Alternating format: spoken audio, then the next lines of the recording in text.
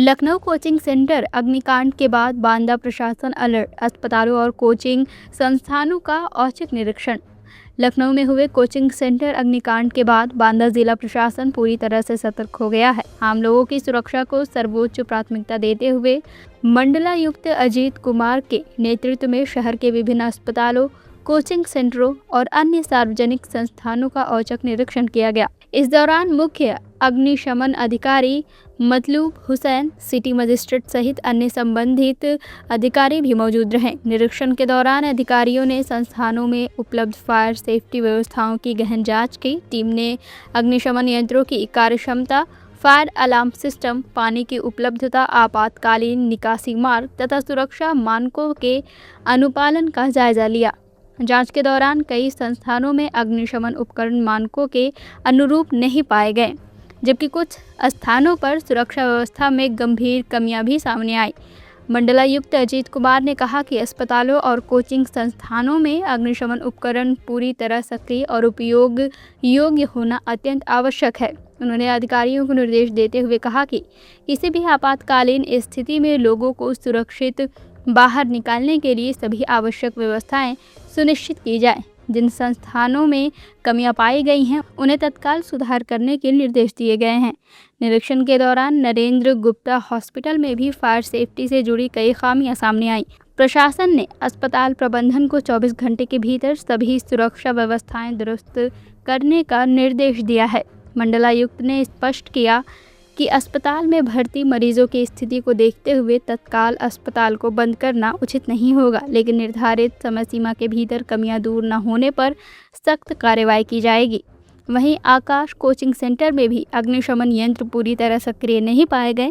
प्रशासन ने कोचिंग संचालकों को स्पष्ट निर्देश दिए हैं कि जब तक सभी सुरक्षा मानकों का पालन सुनिश्चित नहीं किया जाता, तब तक बच्चों की कक्षाएं संचालित न की जाएं। आदेश की अवहेलना करने पर कठोर कार्रवाई की चेतावनी दी गई है।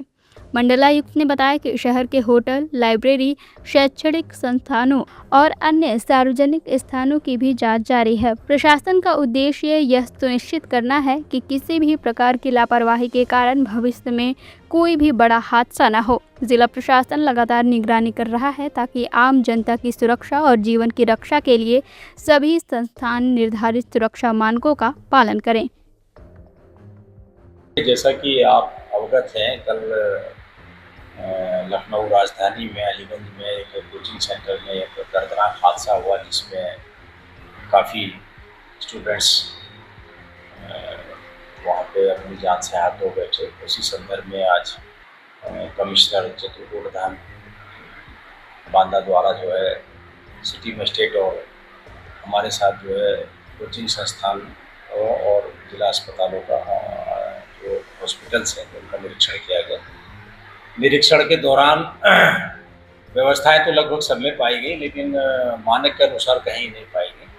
उसको कमिश्नर साहब ने 24 घंटे का अल्टीमेटम देते हुए सही कराने के निर्देश दिए हैं और एक हॉस्पिटल पे जुर्माना भी लगाने का निर्देश दिया है। 5,000 रुपये का जुर्माना लगाने का निर्देश दिया गया। अगर ये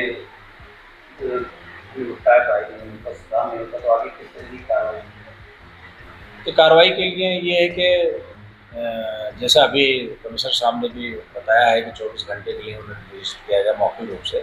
इसके अलावा हम विभागीय कार्रवाई के अंतर्गत अपने नियमों के अनुसार उनको नोटिस देंगे और कार्रवाई पूर्ण करने के लिए और समय भी उनको दिया जाएगा।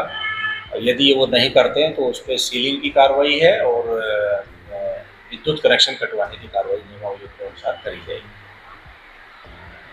इसकी जो बिल्डिंग है, जो कोचिंग सेंटर वगैरह संचालित है, उनको क्या कुछ नियमों के अनुसार फायर सेफ्टी कोचिंग सेंटर के हिसाब से नहीं दी जाएगी। तो जो इसमें जिस भवन में कोचिंग सेंटर चल रहा हो वो भवन के अनुसार उस भवन में क्या व्यवस्था होनी चाहिए। क्योंकि जैसा कि आपने देखा कल लखनऊ में जो कोचिंग सेंटर चल रहा था उसमें ग्राउंड फ्लोर पे कुछ और काम हो रहा था, फर्स्ट फ्लोर पे कुछ और रहा था, सेकंड फ्लोर पे कोचिंग चल रहा था। तो मात्र कोचिंग के दृष्टिकोण से नहीं, जिस भवन में कोचिंग चल रही है उस भवन का क्या स्वरूप है, वो किस ऑक्यूपेंसी में आता है, उसके हिसाब से व्यवस्था जो निर्धारित की गई है एनबीसी और रूल्स हमारे एक्ट के अनुसार, फायर सर्विस एक्ट के अनुसार, उसमें जो होगी उसी के हिसाब से किया जाएगा। देखिए अधिकांश हमने हमारा उद्देश्य था कि हॉस्पिटलों और कोचिंग सेंटर्स में भारी संख्या में छात्र कोचिंग सेंटर में छात्र छात्राएं आती हैं और जो हॉस्पिटल्स हैं उसमें सब तरह के लोग आते हैं, बच्चे भी आते हैं, बुजुर्ग भी आते हैं, महिलाएं भी आती हैं।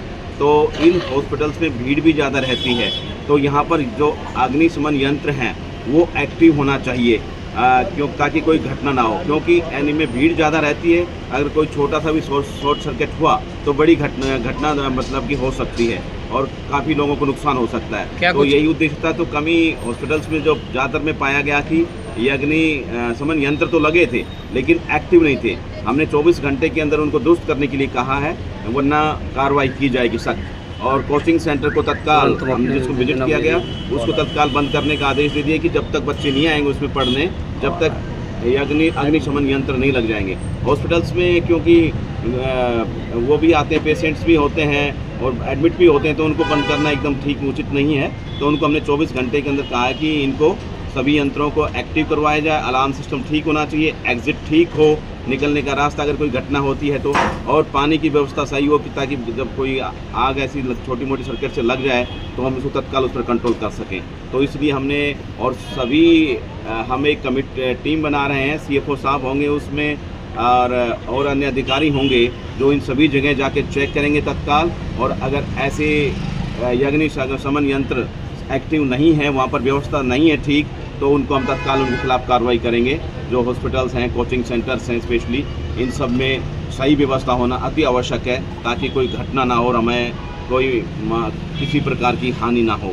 तो इससे बचने के लिए हमने इसके उपाय के रूप में हम ये कर रहे हैं कि कोई घटना ना हो और व्यवस्था को दुरुस्त बनाया जा सके। CIB इंडिया न्यूज की सभी खबरों को देखने के लिए लाल रंग की बटन को दबाकर चैनल को सब्सक्राइब जरूर करें, घंटी जरूर दबाएं ताकि हमारी सभी खबरों के नोटिफिकेशंस आप तक पहुंचते रहें।